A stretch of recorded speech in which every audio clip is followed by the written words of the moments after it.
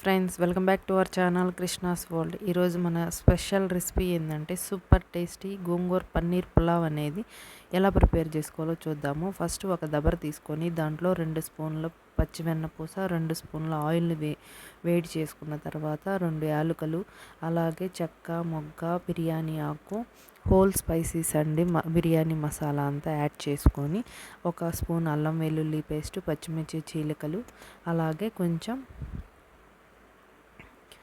Onion, ఒక చిన్న ఉల్లిపాయ అండి, చిన్న ఆనియన్ కట్ చేసుకొని యాడ్ చేసుకోవాలి. అలాగే 1 బై 1 క్యారెట్, పొటాటో, టమోటో, అలాగే ఇంకా మీ దగ్గర ఏమన్నా బీన్స్, గ్రీన్ పీస్ ఉన్నా కూడా యాడ్ చేసుకోవచ్చండి.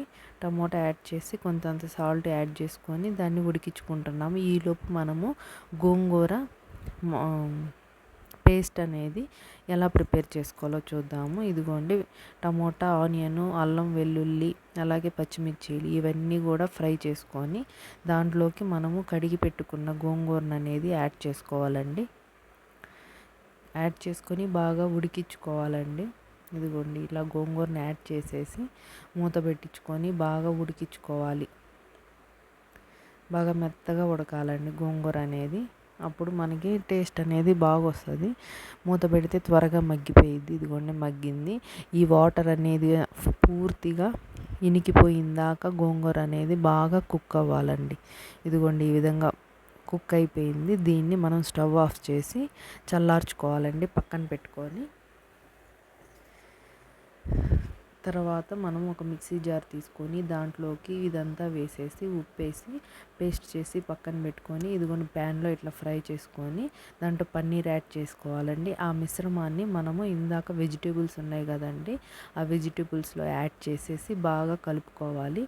ఆ తర్వాత ఒక పెద్ద కప్పు పెరుగండి, అలాగే 2 స్పూన్ల కారపొడి, అలాగే ధనియాల పొడి, బిర్యానీ మసాలా 1 స్పూన్ యాడ్ చేసుకొని 1 గ్లాసు రైస్కి 2 గ్లాసులు వాటర్ అండి. నేను 2 గ్లాసులు రైస్ తీసుకున్నాను. 4 గ్లాసులు వాటర్ పోసుకొని బాగా ఇలా మరిగిందాక ఉంచుకొని ఆ తరువాత మనం రైస్ అనేది యాడ్ చేయాలండి.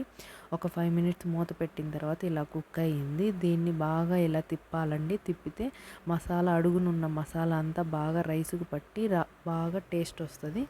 ఇదిగోండి, ఈ విధంగా పెట్టేసి మనము ఫైనల్గా కొత్తిమీర, జీడిపప్పు, కొంచెం అంతా నెయ్యి యాడ్ చేసుకుంటే చాలా బాగుంటుంది. ఫైనల్గా మనకి గోంగూర పులావ్ అనేది టేస్ట్ రెడీ అయిపోయింది. చాలా టేస్ట్గా ఉందండి. చాలా కొత్తది, చాలా బాగుంది. నేను ట్రై చేశాను, మీరు ట్రై చేయండి. Please subscribe my channel.